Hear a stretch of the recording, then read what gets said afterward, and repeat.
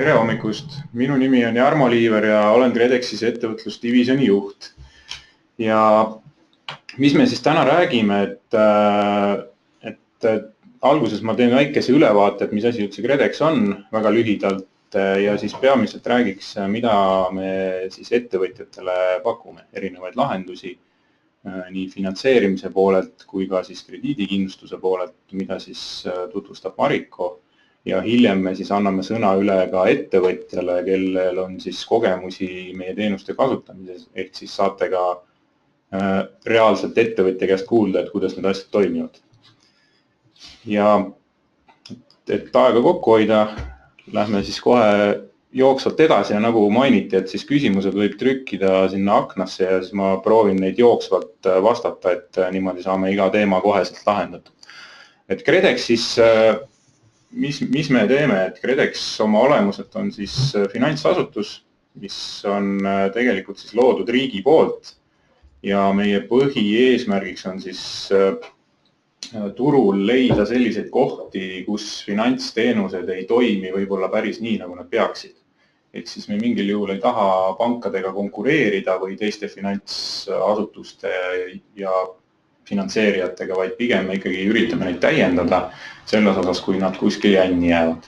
Ja tegeleme siis peamiselt kahe suure plokiga. Üks on siis aitame Eesti ettevõtteid, neid ettevõtteid siis nendel areneda, välisturgudele jõuda. Ja teine suur plokk, millega me tegeleme, on siis Eesti elanike erinevate elamistingimuste parandamised. Ehk siis kindlasti te kõik olete näinud neid tellinguid ümber suurte majade, et see on meie teema, ehk siis aitame renoveerida korterelamuid. Ja võib-olla teile endale ka isiklikult huvitav on võib-olla see, et alates eelmisest aastast kaotasime me ühe olulise piirangu, et kui meie eluasemelaenu käendust ehk siis kodu soetamise toetust sai kasutada ainult teatud sihtgrupp, siis nüüd on võimalik seda kasutada kõikidel inimestel. Ehk siis kui te soovite soetada energiatõhusat korterit või maja, siis on võimalik oma finantseeringut tänu meile saada madalamaks. Aga sellest poolest ma väga detailselt täna ei räägi, et kuna peamiselt on ikkagi suund ettevõtlusele, siis ettevõtluse poolel peamiselt aitame me ettevõtjaid sellega, et pakume riigigarantiiga tagatisi, laene, riskikapitali ja krediidikindlustust. Ettevõtjatele siis põhimõtteliselt üritame me täna pakkuda olenemata siis ettevõtte vanusest või siis isegi juba alates sellest, kui seda ettevõtet veel ei ole olemas isegi, et ka täiesti alustavate ideedega ettevõtjad, et nendele samamoodi proovime pakkuda erinevaid lahendusi. Ja siin pildil siis on ära toodud meie kõik sisuliselt teenused, mida me ettevõtjatele pakume ja on nad siis löödud lahku selliselt, et milline teenus võiks siis olla mõeldud millises faasis ettevõttele. Kõigist nendest siin natuke täpsemalt ka räägime ja nagu näha, siis sisuliselt on kaetud kogu ettevõtete valdkond. Ehk siis tegelikkuses kõik Eesti ettevõtjad, kes siin toimetavad, võivad mingil kujul saada meilt abi. Loomulikult on teatavad sektorid, mida me ei saa toetada. See on siis kas riikide vahelise kokkuleppe tõttu või siis paljudel juhtudel kasutame oma teenuse püstipanemiseks ka Euroopa vahendeid. Ehk siis tulenevalt ka nendest tingimustest, mis Euroopa ette seab, on mõningaid piiranguid. Aga laias laastus väga suur hulk ettevõtteid ikkagi langeb meie siis sihtgruppi. Kõige populaarsem siis meie teenustest, ma arvan mahuliselt võib julgelt öelda, et kusagil 95% meie mahtudest siis ütleme finantseerimise poolel on käendus. Käendus on siis sisuliselt tagatis, ehk kui teil on vaja mingisugust finantseerimist pangalt ja pank üldjuhul küsib alati tagatist, kui teil seda tagatist ei ole või siis see tagatis on panga silmis vähe väärtuslik või jääb sellest väärtusest puudu, siis me saame siin tulla appi. ja saame tagada kuni 75% laenuliisingu pangagarantii, mida iganes see pank seda teenust seal nimetab, et sisuliselt me suudame nagu kõiki pangateenuseid tagada. Ja 75% siis sellest põhiosa summast ja maksimaalselt kuni 5 miljonit eurot. Ehk siis tegelikult päris suuri projekte. Täna selle 5 miljoniga oleme me suutnud rahuldada turul sisuliselt kõik vajadused, et üle selle ei ole keegi väga küsi. Ja kuidas see siis toimib, et ma panen pildi ka siia kõrval, et sisuliselt kui teil on mingi investeering plaanis, siis see teine tulp üldjuhul on see, mida siis pank tahab teilt näha, ehk siis see punane osa on teie oma finantseering ja sinine osa peaks siis olema kaetud tagatisega. Ja vähe sellest, et pank tavaliselt seda tagatist ikkagi küsib veel kordades üle, ehk tegelikkuses ei küsi nad ju seda laenusumma ulatuses, vaid tavapärane on seal 1,3 korda kuni 1,5 korda üle selle laenusumma. Ja see oranž tulp on siis tegelikkuses see, mis te siis peaksite nagu pangale tagasiseks andma, aga tänu meile on seda oranži tulpa siis võimalik vähendada selle viimase tulba oranži suuruseni, ehk siis sisuliselt saate te oluliselt väiksema tagatise hulgaga siis seda sama finantseeringut kasutada. Loomulikult võtame me väikese tasu selle eest, et see tasu vahemik on siin toodud 0,4 kuni 3,8, et see sõltub väga palju sellest, et milline on see teenus, mida te pangalt küsite ja sõltub ka suuresti ettevõtte finantsseisust. Et kõik need tingimused, mis pangad teilt küsivad, et nende osas me tegelikult suhtleme kogu aeg pangaga ja tänu sellele saame siis nende hindadega täpselt ettevõttele vajalikku määrata. Laias laastus garantiide puhul on see vahemik kusagil 1,5 juures ja investeerimislaenudel selline keskmine on 2,5 juures. Et need on need numbrid, millega te peaksite arvestama, kui te oma arvutusi või äriplaanidest teete. Ja taotlemise osas kõige lihtsam, et taotlemine käib läbi pankade, ehk siis sisuliselt ei ole teil vaja kuhugi sõita ega kellegile konkreetsele helistada, välja arvatud oma pangahaldur. Mingitel juhtudel on isegi pangal õigus meie eest see otsus ära teha, ehk siis tegelikkuses ei peagi te kellegi muuga suhtlema, ainult oma pangahaldur. Ja tänu sellele sisuliselt võib igas pangakontoris meie teenuste nõustamist veel täpsemalt saada, ehk siis kui teil on nagu küsimus enda ettevõtte baasilt, siis esimene kontakt võiks olla siis pangahaldur. Ja kui tema jääb jänni, et siis kindlasti võib võtta meie kodulehelt meie haldurite kontaktid. Teine siis selline teenus, mida me pakume, on siis stardilaen, ehk siis ettevõtjale, kes siis on oma ettevõtlusega juba alustanud, et kindlasti peaks olema tal see ettevõte olnud juba registreeritud. Ja sellest registreerimisest ei tohiks siis olla rohkem möödas kui 3 aastat. Ehk siis kuni 3 aastat tegutsenud ettevõtja on ka meie silmis veel siis sisuliselt startiv ettevõte ja tal on võimalik seda stardilaenu kasutada. Stardilaenul siis sihtotstarve on sisuliselt investeeringud, kõige rohkem seda kasutataksegi investeeringuteks. Ja on võimalik ka teatavatel juhtudel finantseerida käibevahendeid. Laenusumma on siis kuni 100 000 eurot ja samamoodi nagu ka käendust müüme me seda samamoodi läbi pankade, ehk siis tegelikkuses peaksite ka selle puhul pöörduma pangahalduri poole ja suhtlema nendega. Erisus on võib-olla siis panga kõigi teiste teenuste osas stardilaenu puhul see, et me oleme pangal siin teatud asjad ära keelanud. Ehk me ei luba pangal võtta tagatist rohkem, kui on omanike solidaarne käendus 25% laenusummast. Ehk siis see müüt, mis tihti ajakirjanduses levib, et peab kõik oma vanaemad ja kõik majad panti panema, et see tegelikult ei vasta tõele. Et kui on nagu võimalik oma ettevõtlust alustada summaga kuni 100 000, siis teie enda panus sinna sellel hetkel on maksimaalselt 25% sellest laenusummast.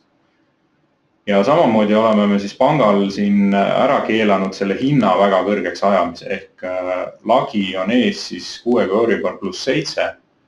Et kuna siin laenul väga palju tagatisi ei ole, siis see hind on mõnevõrra kõrgem, samamoodi on ta kõrgem põhjusel, et alustavad ärid on ikkagi suurema riskiga kui juba tegutsevad ettevõtted.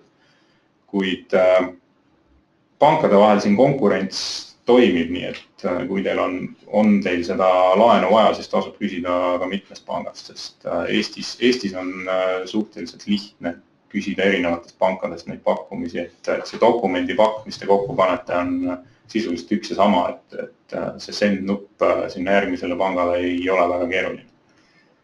Ja need hinnad tegelikult oleme näinud neid ka siin madalamaid. Ja nagu ma juba mainisin, et seda siis samamoodi käib see taotlemine ja väljastamine läbi pankade, ehk saate enda kliendihalduriga kõik asjad aetud. Siis üks selline huvitav auk või siis puudujääk turul, mis me avastasime mõned aastad tagasi, on siis tehnoloogia finantseerimisel. Ja tehnoloogialaen siis kui selline aitab siis ekspordile orienteeritud ettevõtetel erinevaid seadmeid, masinaid soetada. Ja kuidas see siis toimib, et väga lihtsalt seletades on see, et kui te lähete liisingut või laenu siis panka taotlema seadme ostuks, siis üldjuhul pank küsib teilt oma finantseeringut. Aga kui teil mingil hetkel seda raha ei ole või näete, et ei ole mõistlik seda käibest sellel hetkel välja võtta, et siis põhimõtteliselt me saame selle sissemaksu teile laenata. Mis tähendab siis seda, et kui teie ettevõtte bilanss on piisavalt tugev, siis kuni 2 miljonit eurot me saame seda sissemaksu laenata ja te saate siis sisuliselt selle seadme kätte null omafinantseeringuga. Peale seda liisingu, sisuliselt on veel tegemist allutatud laenuga. See allutatud laen tähendab seda, et enne makstakse tagasi liising ja siis alles see meie laen. Intressi peab muidugi tasuma ka meile kogu selle perioodi. Aga maksete osas, et hakkate tasuma siis liisingut tagasi selle liisingu maksega, mis te siis selle finantseerijaga kokku lepite. Ja peale siis liisingu lõppu me oleme püüdnud alati jätta selle makse sama suureks, ehk siis sama maksega tasutad maha ka selle sissemakse meile juba siis. Ja intressi osas siin me samamoodi üritame hoida siis sama taset, mis on siis liisingu intress. Ehk siis sisuliselt me selle lahendusega siis pikendame seda liisingu tasumist olenevalt siis seadme maksumusest või selle omafinantseeringu osast aasta-paar. Siis üks lahendus, mis on veel välja töötatud just turuvajadustest lähtuvalt, et kapitalilaen. Kapitalilaenu puhul on siis tegemist sellise laenuga, millega on võimalik ettevõtte bilanssi tugevdada. Oma olemuselt on ta samamoodi allutatud laen, ehk me siis finantseerime siin tavapäraselt samuti koostöös pangaga. Tavapäraselt on ta kuskil 50-50 proportsioonis, et pank paneb pool, meie paneme pool. Ja seda laenu on ettevõttel üldjuhul vaja siis, kui on käsil suured investeeringud või on väga kiire kasvufaas ja pank ehk või siis keegi teine finantseerijatest küsib siis teatavat oma panust. Ehk siis ütleme seda bilansi tugevdamist või omakapitali suurendamist. Kui seda ei ole kusagilt võtta, et ma tihti olen võrrelnud seda laenu nagu naabrimehe käest laenamisega. Et kui teil seda raha ei ole ettevõttesse panna, te võite ju naabrimehega kokku leppida, kellel on raha, et ta mingiks hetkeks laenab seda raha. Aga mis on nagu seal see ohukoht, et naabrimees võib homme ümber mõelda, et tal on omal seda raha kuhugi vaja, et siis tekib konflikt. Et selle laenu puhul meie saame selle laenata teile kuni 5-aastase graafikuga. Ja üldjuhul me ei võta siia ka ühtegi tagatist, et kuna me teeme seda pangaga 50-50, siis tegelikuses panga jaoks me võtaksime kõik tagatised ära, aga siin meie ei võta ühtegi tagatist, et sellest sõltuvalt on ka selle laenu hind suhteliselt kõrge. Et siin on küll öeldud, et alates 8,5%, et tegelikuses need tehingud, see keskmine hind on seal ikkagi 15 kusagil. Ehk ta on suhteliselt omakapitali hinnaga. Ja mis siis on nagu suurim eelis selle, ütleme selle naabrimehe käest laenamise osas on veel see, et me tegelikult ei sekku siin ettevõtte juhtimisse. Ehk siis tegelikult me tuleme nagu partnerina sisse, aga juhtimisse me ei sekku, ehk ettevõte ikkagi toimetab oma strateegia, oma juhtkonna ja kõige edasi. Täna see laen ei ole väga populaarne, et me siin viimase 2 aasta jooksul oleme teinud vist 1 tehingu. Tulenevalt sellest, et pangad on väga hästi kapitaliseeritud, nad on valmis laenama sisuliselt selle omakapitali osa ka ise. Aga kui oli kriisiaeg ehk siin 2009-10, siis oli ta väga populaarne teenus, kuna pankade selline riskivaade muutus ja nad nõudsid ettevõtetelt sellist bilansi tugevdamist ehk siis oma panuse tõstmist, siis oli see väga heaks abiks ettevõtjatele ja nii mõnigi tänu sellele sai selle kriisi lihtsamalt läbitud. Üks valdkond, millega me veel tegeleme, on siis erinevate fondide kokkupanemine. Et küsimus võib-olla tekib, et miks riik sellises äris üldse toimetab, et sisuliselt enne seda, kui me panime 3 Balti riigiga kokku selle Balti innovatsioonifondi, siis enne seda traditsioonilisel ettevõttel tegelikult sellist rahastust ei olnud võimalik üldse saada. Fondid toimetasid küll teatavates nissides ehk kinnisvaras olid olemas teatavad fondid, kus ettevõtetel oli võimalik sellist rahastust saada. Aga traditsioonilisel ettevõttel selline rahastamise võimalus puudus. Ja 3 Balti riigiga siis panime kokku teatava hulga raha ja lõime siis sellise Balti innovatsioonifondi, mis siis investeerib nüüd erinevatesse traditsioonilisematesse ettevõtetesse. Ja mis on siis selle fondi või siis ütleme see skeem, mis siin praegu nagu näha on, et mis selle nagu siis põhimõtteliselt see toimimise mehhanism siin on, et tegelikkuses on siis väga lihtne, et 3 riiki panid raha kokku, valisid seda fondi valitsema Euroopa investeerimisfondi. Miks nemad, et nendel oli ainukesena kogemus selliste fondide haldamisel. Ja teiseks see, et nad ise olid valmis ka investeerima siia, ehk siis paigutama raha siia Baltikumi regiooni. Ja 3. ja mitte vähe olulisem põhjus on veel see, et nende allfondi juhtidele on see kui kvaliteedimärk, ehk siis kui on selline tugev fondijuht, siis nende jaoks eraraha kaasamise võimekus kasvab oluliselt. Ja allfondide tasandil, siin on need välja toodud 4 tükki, et tegelikult on neid täna juba rohkem. Et allfondide tasandil üldjuhul siis on see eeldus, et fondijuht paneb oma raha ja siis saab sellest Balti innovatsioonifondist raha. Ehk see pott peaks siis kokku moodustama kuskil 50-50 ja tänu sellele me näeme, et see fondijuht on hoopis motiveeritud neid otsuseid üle vaatama. Ehk kui me oleksime riigina andnud selle raha lihtsalt kellegile, kes oleks siis valitsenud seda fondi ja teinud neid investeeringuid, siis need otsused paratamatult oleksid olnud teistsugused. Et täna tegelikkuses need allfondid, kes siis on välja valitud selle Euroopa investeerimisfondi poolt, nemad siis sisuliselt teevad ise investeeringuid, on täiesti sõltumatud. Nad muidugi peavad tõestama ära oma strateegiad, oma nägemused, et kuidas nad seda turgu kasvatavad ja see on siis kogu selle valikuprotsess. Aga nüüd keeruline jutt lühidalt kokku võtta, et mis see ettevõtjal siit nagu kasu on, et tegelikkuses need allfondi rahastused on natuke sarnased selle kapitalilaenule. Et üldjuhul fond investeerib samamoodi oma kapitali. Nad ootavad suhteliselt kõrget tootlust, et selles osas, et kui teil on nagu kiiresti kasvav ettevõte ja te näete, et teil on vaja raha kaasata, enam naabrimehel ei ole, see kapitalilaen jääb väheks, et siis tasub nende allfondide juhtidega ühendust võtta.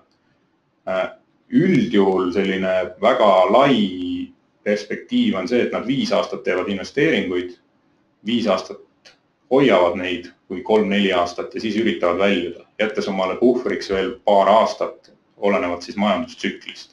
Et nad ei hakka osalusi müüma, kui on kõige suurem kriisi hetk, mis võiks ka ettevõtte nagu väga raskesse olukorda panna. Ehk siis tasub kindlasti, kui teil on sellist rahastust vaja, siis tasub võtta juba otse ühendust nende allfondide juhtidega. Need kontaktid on kõik meie kodulehelt leitavad või siis ka otse nende fondide lehelt leitavad. Ja sisuliselt siis tänu sellele peaks sellist rahastust olema Baltikumis kättesaadav juba üle 400 miljoni. Suhteliselt sarnane skeem. Oleme tegelikult loomas siis ka teist sellist samasugust skeemi ehk siis seda fondi struktuuri ja seda siis ainult Eesti jaoks. Mis nende kahe vahe on selle Est-fondi ja siis Balti Innovatsioonifondi vahel, et Balti Innovatsioonifondi allfondid tegelikult sihivad juba selliseid juba tegutsevaid ja kiires kasvus olevad ettevõtted. Siis Est-fond peaks olema ettevõtetel, kes on natuke varasemas staadiumis. Et võib-olla neil on selline rahastamine alles esmakordne ja võib-olla on nad alles ise täiesti startup faasis. Ja siin on siis tegelikult see skeem täpselt sama, et koostöös Euroopa Investeerimisfondiga oleme siis raha kokku pannud ja nemad siis täna on valimas neid allfondi juhte, ehk siis sisuliselt on see protsess juba suhteliselt lõpusirgel. Tulemas on siis 3 sellist allfondi ja ettevõtetele siis Eestis peaks siis kättesaadavaks saama tänu sellele kuskil 100 miljonit eurot sellist rahastamisvõimalust. Aga minu poolt vist oligi see viimane slaid, et kui on selles osas mingeid küsimusi tekkinud, et kui neid ei ole, siis võib veel jooksvalt esitada ja siis saame ka lõpus veel vastata. Aga siis ma annan sõna üle Marikole, kes räägib siis krediidikindlustusest. Tere hommikust kõigile! Olen Marik Korukholm ja esindan siis KredEx krediidikindlustust täna, mis siis on Sihtus KredExi tütarettevõte. Ja meie poole tulevad ettevõtted siis, kui neil on küsimus selles, et kuidas maandada oma partneriga seotud makseriskid. Ja meie põhine teenus ongi siis krediidikindlustus ja sellest ma siis täna pikemalt ka räägin, erinevatest teenustest ja lahendustest. Et kes seda teenust kui sellist pole veel kuulnud, et mis oma sisu poolest on, siis kõige lihtsam ongi öelda, et tegemist on arvete kindlustamisega. Et kui teie näiteks müüjana annate oma ostjale maksetähtaja, on see siis 2 päeva, 3, 30 päeva, aasta, siis niipea te võtate ka selle riski, et kui see maksetähtaeg saabub, siis ostja ei ole näiteks suuteline maksma. Sellist riski saab krediidikindlustusseltsis edukalt maandada ja ütleme näiteks, et kui oleks siis selline kehv juhtum, kus ostja tõepoolest jätab raha maksmata, siis kindlustusselts maksab välja kahju ja samas siis omandab selle nõudeõigusele ostja vastu. Et mõndadel juhtudel, kus näiteks pankroti juhtumid võivad võtta väga kaua aega ja seda raha peab pikalt ootama, siis kindlustus võib sellistel juhtudel selle raha, ütleme siis ettevõtte tegevusse varem tagasi tuua. Aga räägime siis sellest krediidikindlustusest ka natukene lähemal ja konkreetsemalt. Et kõigepealt, et kellele ta on mõeldud. Et põhimõtteliselt võivad tulla meie juurde kõik Eesti ettevõtted, kes oma kaupa või teenust siis maksetähtajaga pakuvad ja seejuures ostja makseriski maandada soovivad. Et selles mõttes ettevõtted tegevusvaldkonnad on siin tõesti väga erinevad, et kes müüb piima, kes müüb puitmaju, kes müüb ehitusmaterjale, kes osutab näiteks transporditeenust. Et see seltskond on tõesti väga lai ja neid võib-olla siis ühendab see, et nad pakuvad oma partneritele, ehk siis klientidele maksetähtaega. Ja seejuures on nendele oluline siis makseriskide maandamine. Võib-olla selgituseks ka, et mis see makserisk täpsemalt on, et nagu ma juba enne ütlesin, et tegelikult niipea, kui sa annad kas või tegelikult tund aega, niipea, kui sa oled kauba ära andnud, aga raha veel saanud ei ole, siis kannad sa juba see risk, et kas sa selle raha tegelikult saad või mitte. Et selles mõttes alati kõige kindlam viis on loomulikult võtta ettemaksu, aga samas selle ettemaksu teine pool on see, et sellega konkurentsis läbi lüüa tänasel hetkel, kus pakkujaid on väga palju, on loomulikult keeruline. Nüüd, milleks seda teenust kasutada, et kui me räägime siin riski maandamisest ja makseriskidest, siis selle teenusega kaasneb ka teisi selliseid positiivseid momente, millele ma soovitan mõelda ja selle siis oma ettevõtte eduks pöörata. Partneriga seotud makseriskid, et sageli, kui me vaatame ühe ettevõtte numbritele peale, siis võib see pilt tunduda väga ilus, aga me unustame ära, et me seejuures vaatame tegelikult peale selle ajaloole. Et jah, üldjuhul, kui ettevõte on hästi tegutsenud, majandanud, võib-olla näitab kasumit, käive ja kasvab, siis võib see olukord olla ilus, aga ühel hetkel võib teda mõjutada võib-olla mingi sihuke risk, mida ei osanud ka ise oodata, näiteks mingi olulise turu äralangemine või olulise kliendi äralangemine ja sellest tulenevalt satuvad nad siis makseraskustesse. Nii et selles mõttes on oluline siis seda makseriski hinnata ja eelkõige ka siis maandada, mis on siis krediidikindlustuse põhilisem positiivne omadus. Siis võimalus kasvada. Näen seda oma klientide seas, et väga paljudel on see kasutusel kui üks hea müügitöörist, et müügihaldurid juba ennem, kui nad hakkavad klientidele oma pakkumisi tegema, siis nad vaatavad üle selle, et missugune on selle ostja, ütleme siis majanduslik seis ja taust ja kas talle üldse võiks krediiti pakkuda. Ja sageli võib-olla sellist väikestes firmades ka ei osata hinnata siis, et kui suur võiks näiteks risk olla, mida sa võtad. Nii et siis on hea kellegi käest küsida, kes teevad seda siis igapäevaselt oma tööna ja saada siis selline vastus oma küsimusele. Ja ise saad sa siis seejuures panna oma aja ja ressurssi eelkõige oma põhitegevusele. Tagab ettevõtte jätkusuutlikkuse kahjude korral, et krediidikindlustuse puhul on see omavastutuse osa, ütleme üks 10% ja üldjuhul võib öelda, et enamus valdkondades kui peaks minema kahjuks, siis üldjuhul ettevõte saab vähemalt selle osa, võib-olla tal jääb kasum saamata, aga see, mis ta kulutas ühe või teise asja tootmiseks. Et loomulikult siin sektorites on erinevad hulgikaubandus ilmselt, kus marginaalid on madalamad, siis on ka need, saadav kasum väiksem, aga võib-olla just nendes valdkondades tegelikult, kus ongi marginaalid madalamad, siis seda rohkem võib üks võimalik kahju ka ettevõtte tegevust mõjutada. Et kui me võtame näiteks ettevõtte võib-olla on marginaal on 10% ja tal näiteks jääb saamata 100 000 eurot, siis selleks, ja ütleme, tal näiteks ei ole kindlustust, et kuskil oleks risk maandatud, siis selleks, et see sama raha tagasi teenida, sisuliselt, väga lihtsustatult peaks ütlema, et ta peaks 10 analoogset tehingut tegema, et siis kanda kahju ja ainuüksi kahju, et seejuures ta siis kasumit ei saa. Nii et jah, mida madalamad marginaalid, seda rohkem tasub ka mõelda selle peale, et kuidas oma riske maandada.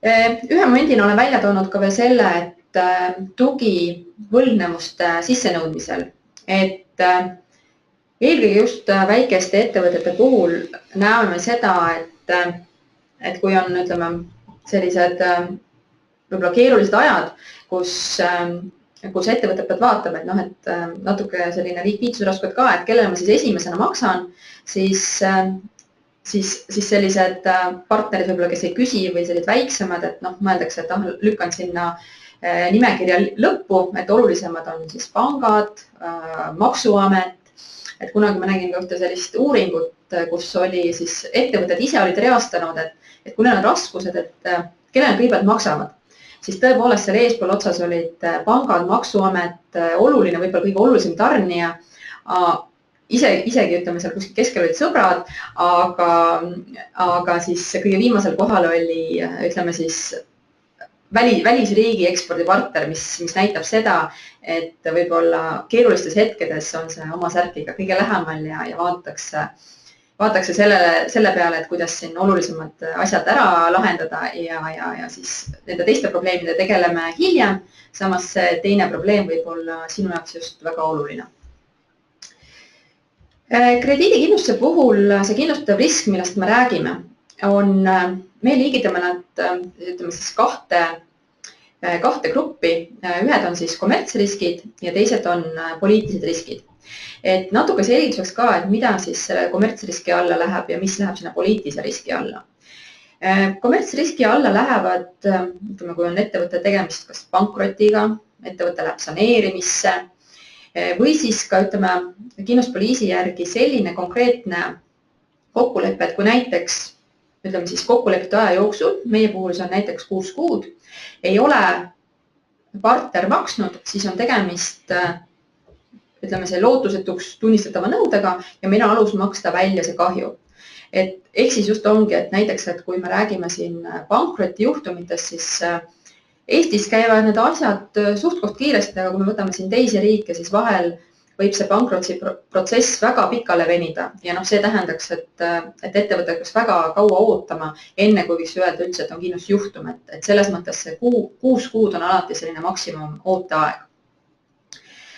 Ja teine grupp riske on siis poliitilised riskid, mis eelkõige on aktuaalsed, ütleme selliste riikide puhul nagu meil siin lähemalt, eks ju, Valgevene, Ukraina, kus võib-olla selle riigi olukord on selles mõttes natuke nagu etteaimamatu, et sellel ostjal võib ka see raha olla, et teile soovida see makse teha selle kaubast, mis te olete saatnud, aga põhjus võib hoopis olla sellest, et näiteks, et selles riigis piiratakse valuuta väljamakse võimalusi ja sellest tulenevalt seda olukorda ei kontrolli ei ostja ega müüja ja sellistes olukordades siis on krediidikindlustus, mis aitab.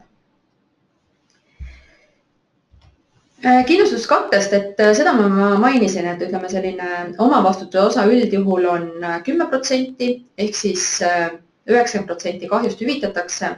Oluline on siin alati ka see, et kui suure krediidilimiidi või kindlustuskaitsed olete saanud, et kui näiteks, et olete küsinud 10 000 limiiti, samas võib-olla müünud siiski olete otsustanud 15 müüa ja olete sellega üle limiidi läinud, siis see kahju on siiski 9% sellest 10 000.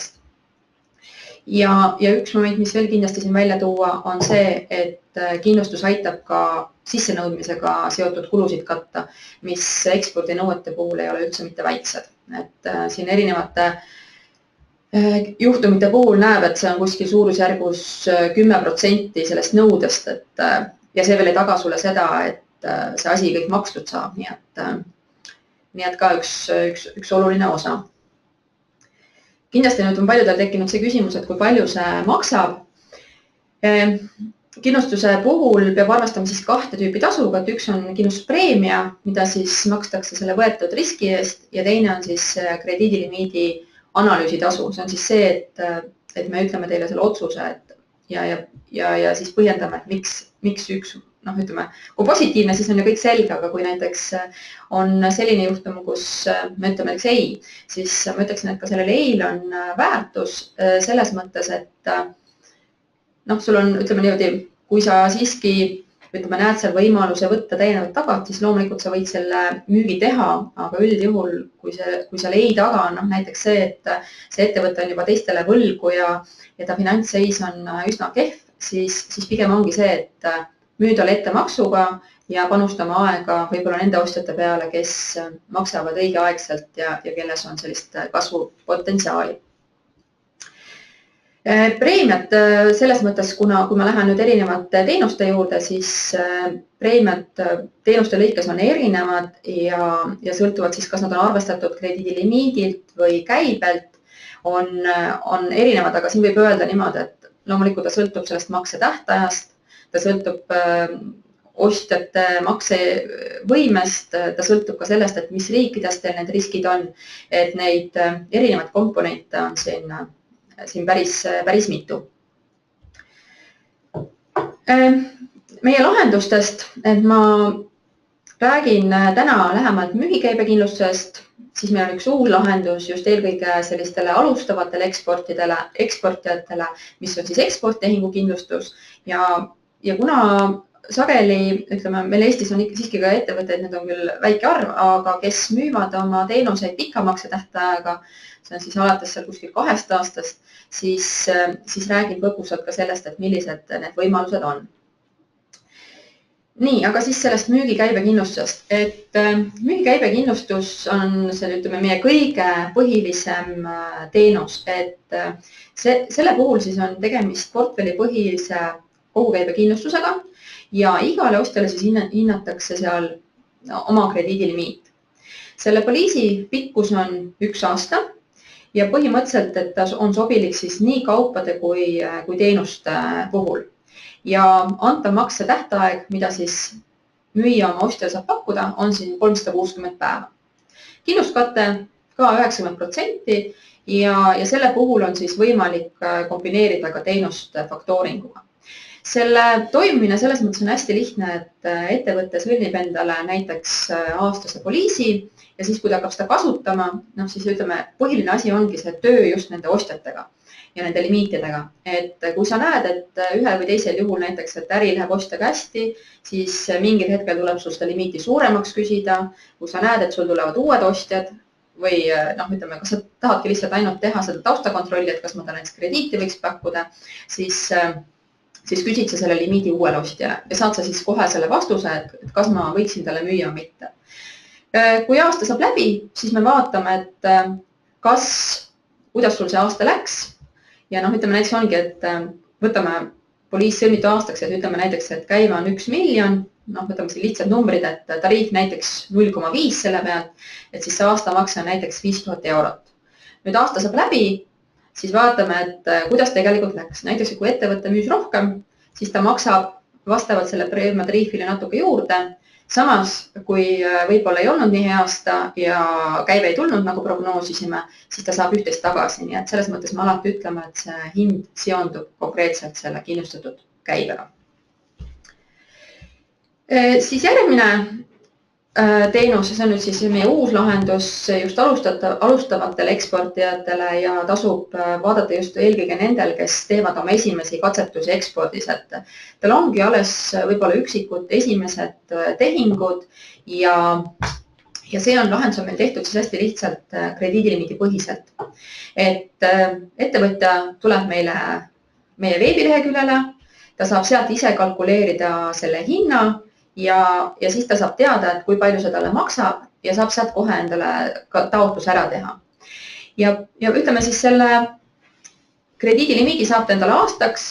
See võib olla näiteks tal konkreetselt üks tehing, aga samas võib olla, et kui sellest tehingust kujuneb võib-olla jätkutehinguid, siis saab ta selle krediidilimiidi sees sisuliselt kindlustada päris mitu tehingut. Nii et kes oskuslikult oskavad müüa, siis võivad selle põhimõtteliselt tehingu kohta üsna soodsaks teha. Ma võtsin siit välja ka mõned sellised printscreenid, et päris kodulehele praegu surfama ei lähe, aga iseenesest, kuidas see näiteks toimib. Et väga lihtsalt paned sinna sisse oma riigi, kuhu sa siis soovid müüa. Siis kui suur on see krediidilimiit, et siin ma võtsin näiteks Uus-Meremaa 10 000 ja näiteks 30 päeva.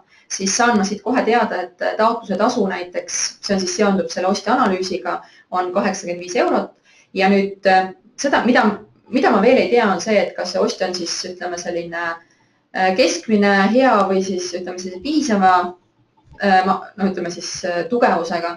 Et saan ma siis sellise hinnaskaala, et siis antud ostja puhul näiteks ma tean, et see hind tuleb mul sinna vahemikku 250 kuni 304 eurot.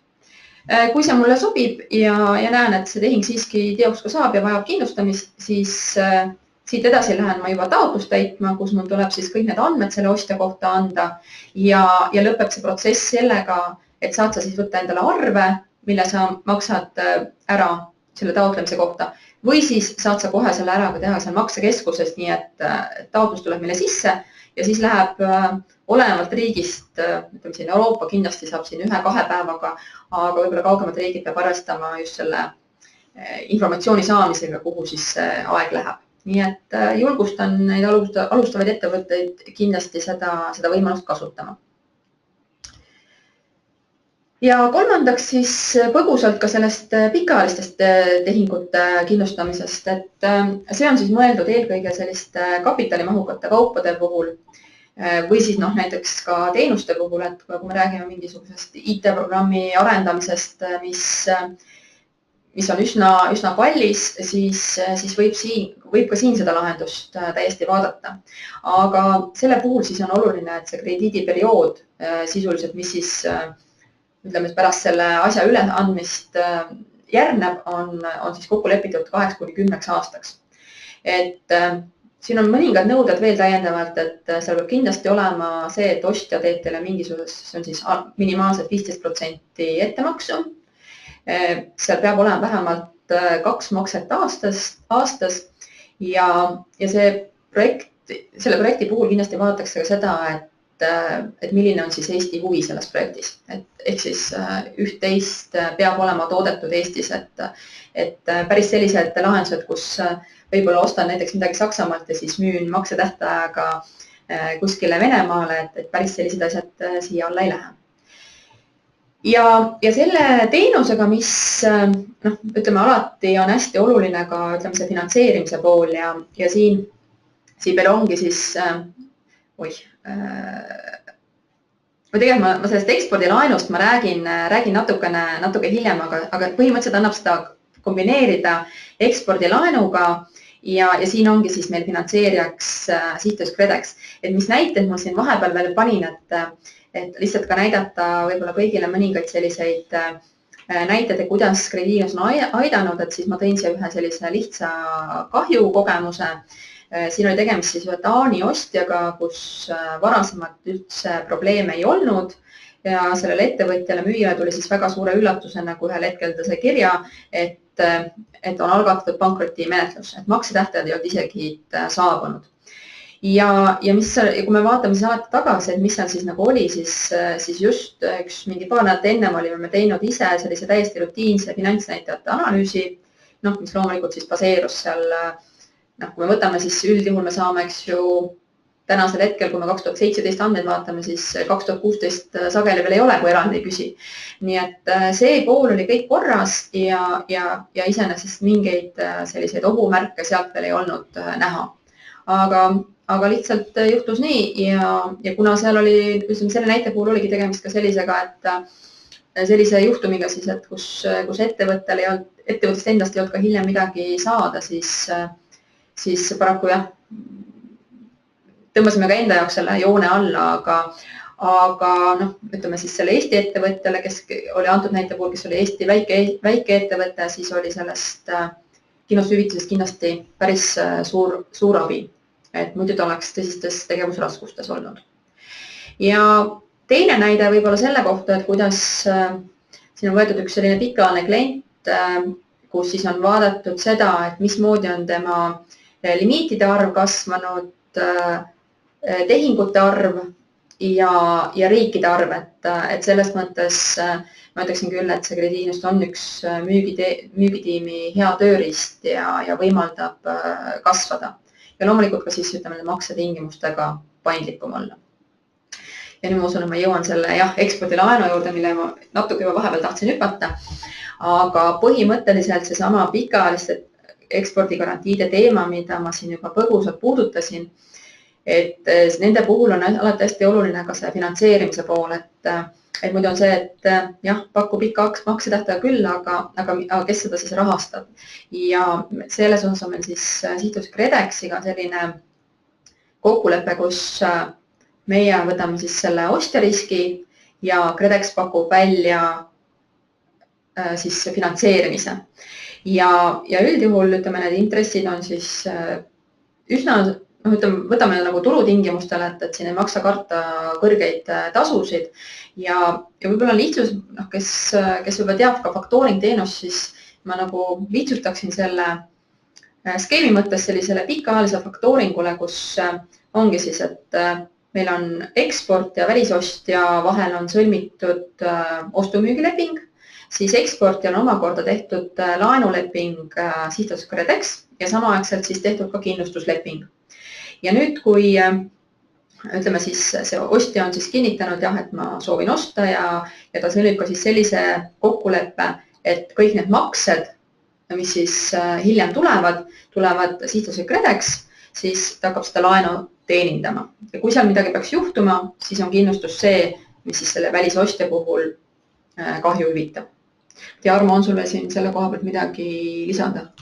Siin võib-olla on üks oluline asi, et miks selline keeruline skeem esmapilgul üldse olemas on, et tegelikult on see tulnud eksportijate enda poolt ehk teie, kes te selliseid suuremahulisi asju toodate, et tihtipeale, kui minna välismaale pakkuma kellegile, siis välisostja tihtipeale ostabki kuumakset. Ehk ta valib oma kodufinantseerijate hulgast ja vaatab ka siis neid välispakkujaid. Ja kui sellist lahendust seal juures ei olnud, siis Eesti ettevõtjad ütlesid, et nende pakkumine lükati kohe kõrval. Et kui sa ei paku seda finantseerimisteenust sinna juurde, ehk siis võib-olla tasub seda nagu kaaluda ka sellisel juhul, kui te olete mõnele kliendile juba pakkumise teinud ja lihtsalt mingil põhjusel on teie pakkumine kõrvale lükatud, et siis see võib olla ka üks põhjustest. Ehk siis tasub nagu võib-olla see enda jaoks läbi mõelda. Nii, aga siis vahetame kohad, et siis jah, meie poolt on hetkel kõik, et ma ei tea, kas on mõni küsimus laekunud, hetkel vist ei ole. Et kuni lõpuni võib veel neid küsimusi saata, et me päris ära ei lähe, et me oleme valmis veel vastama, kui tekib mõni küsimus. Aga nüüd me anname sõna ettevõtjatele, kes siis räägivad, et kuidas päriselt asjad käivad. Tervist ka meie poolt. Oleme ettevõttest Nordic Houses, mina olen siis ettevõtte asutaja, tegevjuht ja juhatuse liige. Minuga kaasas on Helen Linnupõld, meie ettevõtte finantsjuht. Et enne kui Nordic Housesest räägime, et ma näitan ühe slaidi sektorist tervikult, et anda selle tunnetuse, et millises valdkonnas me tegutseme. Tegemist on siis puitmaa tootmisega ja suur rõõm on tõdeda, et Eesti on Euroopa suurim puitmaade eksportöör. Ja see on absoluutmahtudes ja siin on väga erinevate tootegruppidega tegemist, alates käsitööpalkmajadest kuni puitkassmajadeni ja ekspordime rohkem kui 40 erinevasse riiki iga aasta.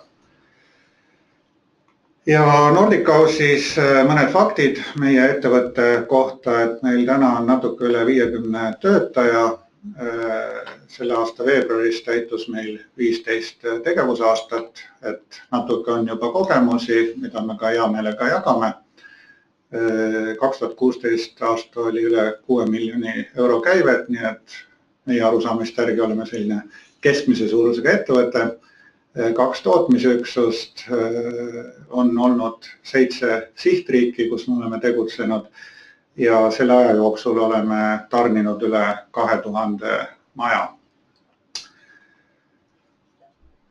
Oleme teinud ka sellise ettevõtte kompassi, mis lihtsustab meie igapäevatööd ja kommunikatsioon nii ettevõttesse sisse, kui ka oleme selline vastutustundlik ettevõte ja läbipaistev, nii et kes soovib meie ettevõttest rohkem teada, on need meie kliendid, tarnijad, siis on võimalik ka meie kodulehel seda samat kompassi näha.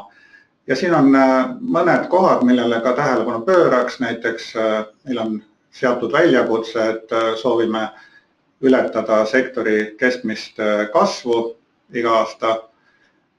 Samuti on meil visioon olla regiooni usaldusväärsem puitmajatarnija. Oleme ka oma juhtimisprioriteedid paika pannud, efektiivsus, fookus, kvaliteet, areng, keskkond. Et meie kogemused näitavad, et seda on aeg-ajalt hea üle vaadata, turud muutuvad, tooted muutuvad, ka ettevõttes inimesed ja kui me uusi kolleege oleme ettevõttesse kaasanud, siis see aitab kohe kiiresti meiega ühte sammu ja ühes suunas hakata astuma. Et rääkisime natuke turgudest, siis täna me keskendume 4 põhile turule. On Norra, mis on olnud esimesest päevast alates meie koduturg, Rootsi, Saksa ja nüüd ka natuke rohkem Eesti. Ja Norras me tegutseme tegelikult, seal on meil ka 2 tütarettevõtet ja vabajamaju me müüme läbi Byen Gruppeni ja Byen on väga tuntud bränd ja lihtsustab kindlasti meie müüki seal ja seal me pakume tüüpmaju läbi 10 edasimüüja ja Nurban on meie kaubamärk elumajade ja kortermajade turul ja Norras väga konkreetselt vabajamajade ja elumajade, kortermajade turg eristub. Anda veel tunnetus, et iga aasta ehitatakse umbes 4000 uut vabajamaja ja 20 000 elamuühikut. Rääkisin usaldusväärsusest, siis meie jaoks on väga oluline kvaliteedijuhtimissüsteem. Meil on juurutatud ja kasutusele võetud ISO 9001. Oleme ka taotlemas ISO 14001, mis on keskkonna küsimustele pühendunud. Ja siis on meil ETA-sertifikaat, mis näitab meie tehnilisi lahendusi ja kindlasti aitab müügile ja usaldusväärsusele kaasa. Ja Norras on ka lõppklientide jaoks selline lõppkliendile pakutav vastutus sertifikaat läbi meie Norra partneri, et me valdavas enamuses eksporditurgudel tegutseme ikkagi ärikliendile müües, näitame paari slaidi pärast ka meie ärimudelit, siis Norras aeg-ajalt ikkagi müüme ka lõppklientidele ja kaasates meie Norra kohalikke partnereid ja siin on see tagab, et me ikkagi ehitame ja toodame tulenevalt erinevatest nõuetest ja tehnilistest lahendustest, mis seadusandja on teatud turul sätestanud. Paari sõnaga tehnoloogiatest, et tegemist on siis meie puhul puitkarkassmajadega. Esimene on selline priikad, kus me töötleme kõik materjalid valmis detailidena kindlates pikkustes, aga püstitus toimub ehitusplatsil. Siis järgmine aste on elementmajad, kus on seinaelemendid, katuselemendid, põrandaelemendid, nii edasi juba tehases valmis toodetud, ka avatäited, aknad, uksed on ette pandud ja see montaaž käib hästi kiirelt koha peal ja kolmas etapp on juba ruumelemendid ehk moodulid.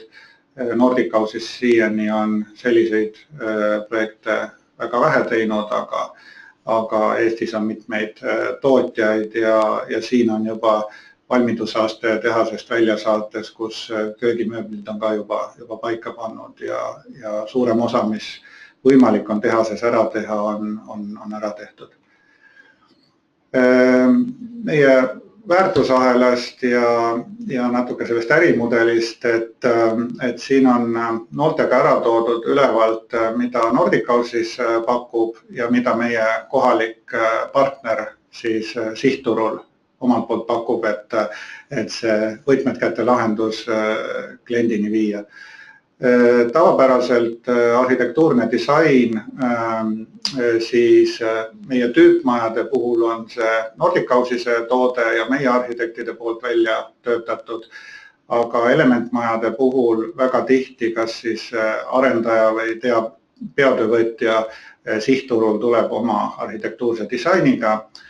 Sellele järgneb valdavas enamuses meie inseneride poolt projekteeritud siis tootmisjoonised, montaažijoonised. Aeg-ajalt pakub ka seda klient, kes on sellel turul standardmajadega tegutsemas, aga neid projekte on meil vähe. Siis meie toodame, valdavas enamuses korraldame ka logistika ja ka nii üht kui teist, et kas püstituse korraldab klient või siis meie. Ja selline lõppkliendile objekti üleandmine on kohalike partnerite poolt. Ma annaksin nüüd sõna üle Helenile, kes räägib siin vahepeal natuke konkreetsetest kogemustest ja koostööst KredExiga. Tere! Nordic Houses on olnud kiirelt arenev ettevõte. 2016. aastal meie käive kasvas ligi veerandi võrra võrreldes möödunud perioodiga ja elementvajade valdkonnas oli käibekasv isegi oluliselt kiirem. Ja nendest elementmaja projektide klientidest pooleligi olid meie jaoks uued kliendid. Ja ma arvan, et selle tulemuse saavutamisel on meil kindlasti olnud abi ka koostööst KredExiga.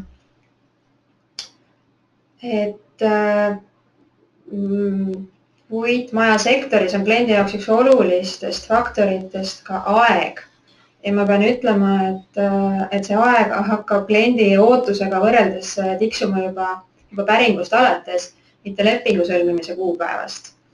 Ja kasutades krediidikindlustust, millega me alustasime aastal 2014, tänaseks oleme juba 2 korda lepingut otsustanud pikendada, siis kasutades krediidikindlustust on meil olnud positiivne kogemus selles mõttes, et lepingu läbirääkimiste faasis maksetingimuste kokkuleppimisel oleme saanud KredExist tagasisidet enamasti juba 1 päevaga kliendimakse võimekuse osas. Ja kui on olnud juhtumeid, kus on kulunud üle 1 päeva, siis on see pigem 2-3 ja sellisel juhul on olnud siis sellised ettevõtted, kelle maksevõime ei ole olnud väga tugev, aga ka nendel juhtudel osaliselt me oleme leidnud lahenduse, et ma pean ütlema, et KredExil on olnud paindlik suhtumine, et oleme kasutanud siis mõne seotud ettevõtte tagatist näiteks, et ka sellisel juhul on õnnestunud limiite kinnitada. Igal ettevõttel on oma nüansid seoses äritegevusega, aga meil on õnnestunud kokku leppida KredExidega krediidikindlustuse teenuse puhul ka sellised olulised tingimused, nagu et lepingusse on kaasatud ka meie Norras paiknevad grupi tütarettevõtted, et kaetud on ka nende ettevõtete väljastatavad arved näiteks.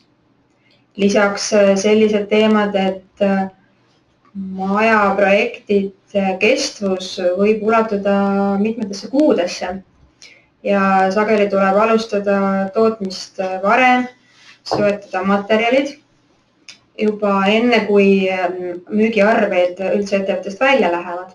Meie lepingus on näiteks kaasatud ka tootmisrisk, et kui juhtub, et projekt peatub, siis ka juba tekkinud kulud on kaitstud.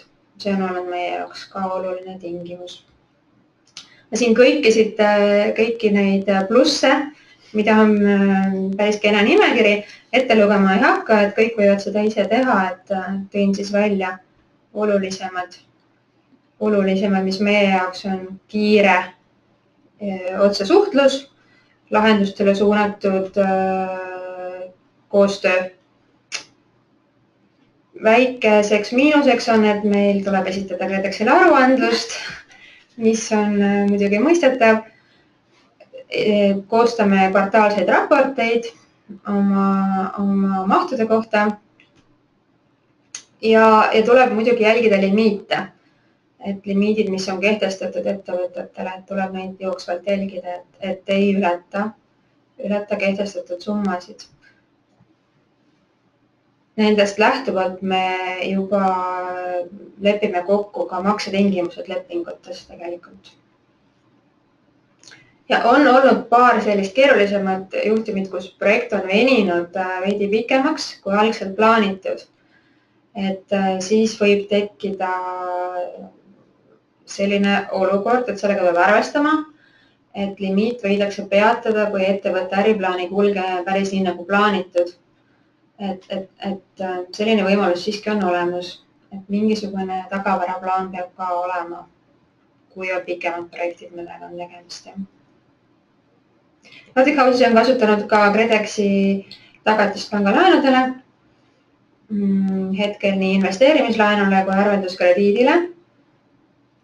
Meie tegevus on üsnagi sesoonne ja seetõttu hetkel on KredExi käendused meil kasutusel, kuid pikemas perspektiivis me sooviksime neid siiski vähendada, sest see toob meile kaasa päris olulise lisakulu, et pean ütlema, et viimati laenusid refinantseerides KredExi tasud ületasid panga tasemeid. Ja lisaks, kuna me sattusime ka suve ajale, siis võttis päris palju aega meie materjalide käsitlemine, et ajasurve andis lõpuks tunda, et sellega võib ka arvestada, et kui suve peale satuvad need asjaajamised, et siis on kindlasti vaja väikest puhvrit. Aga üldiselt me oleme väga rahul. Siin veel omalt poolt ettevõtjana paar asja kommenteeriks, et see eelmine aasta, kui me nende teemadega tegelesime, siis me rääkisime siin või KredExi esindajad rääkisid eelnevalt, et uue ettevõtjana alustades tihti ei ole piisavalt tagatisi ja ei ole ka näidata seda ettevõtte ajalugu pankadele ja KredEx nagu käendab. Siis meie puhul ka esimestel aastatel oli väga kiire kasv. Siis veel Eesti rahas meil oli esimene aasta 7,7 miljonit. Teine aasta oli 26 miljonit, kolmas aasta 56, eks ole, et nagu kolmekordistasime käivet ja kahekordistasime ja meil oli vaja tõesti kaasata pankadelt seda arvelduskrediiti, arvelduslaenu. Meil oli küll oma tootmiskompleks anda pangale tagatiseks, aga sellest ei piisanud ja KredEx tuli appi, aga ka pangad küsisid solidaarset käendust omanikelt ja 100% ulatusest. Ja miks me selle virvari eelmine aasta alustasime üldse ja torkisime, siis oli, et meie kodupank nii-öelda, ma ütlesin, et pank on samamoodi äriühing ja millega kaasnevad äririskid, et ma ei ole nõus jätkuvalt 15 aastat tegutsenud ettevõtte käendama isiklikult 100%, eks ole. Ja meie kodupank kaasa ei tulnud, me saime paarilt teiselt pangalt nii-öelda pakkumised meid kuulati ja siis me seda panka ka nagu vahetasime, eks ole, et natuke ettevõtja seisult tuleb vaadata, eks ole, milliseid riske võtta ja mis turul nagu toimub, et jah. Tänaseks meil on kahjuks ka esimene kogemus ettevõtte maksejõuetusega. Et hiljuti KredExi krediidikindlustus rahuldas meie taotluse hüvitise saamiseks, kuna üks üsna suur, hästi tuntud ettevõte kahjuks lõpetas tegevuse pankrotiga ja meile jäi laekumata 2 arvet, mis tegelikult moodustasid ainult 1/5 kehtestatud limiidist. Tegemist ei olnud isegi suurte arvetega ja maksetähtajad ei olnud sugugi pikalt üle läinud. Et ka selline kogemus on olemas. Jah, meie jaoks oli see positiivne kogemus, aga siin tegevusajaloo jooksul on ka 3 kogemust olnud, kus tõesti, antud näide oli siin Eesti turul, üks tuntud peatöövõtja aga on ka välissihtturgudel meil 3 klienti lõpetanud pankrotiga ja siis ongi, et meil on jäänud ainult see töörõõm, eks ole, kasum läheb kõik sinna, et siit ka on meie selline strateegiline otsus olnud, et me nagu ilma kassette maksuta, ilma nii-öelda siis KredExi kindlustuseta või kliendipoolset pangagarantiita me ei tarni, et on valusad õppetunnid käes.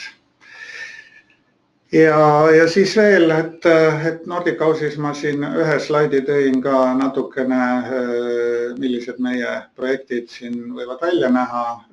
Siin on hea meel tutvustada, et siin Puttmäe liit ja Puttmäe klaster korraldab juba aasta tehasemaja konkurssit ja paar aastat tagasi Nordic House'isel õnnestus üldvõit saada Norras ühe projektiga, mis on aidanud väga palju meie mainekujundusele ja müügile kaasa, et ikkagi maja kui selline on päris arvestatav investeering ja siin tarnijaid, partnereid väga valitakse ja see usaldus ja kvaliteet on nagu oluline. Et see oli siis meiepoolne nägemus ja kogemused ja millega meie tegutseme ja et kas on äkki küsimusi tulnud, ei ole. Aga siis me täname ja edu kõigile. Aitäh!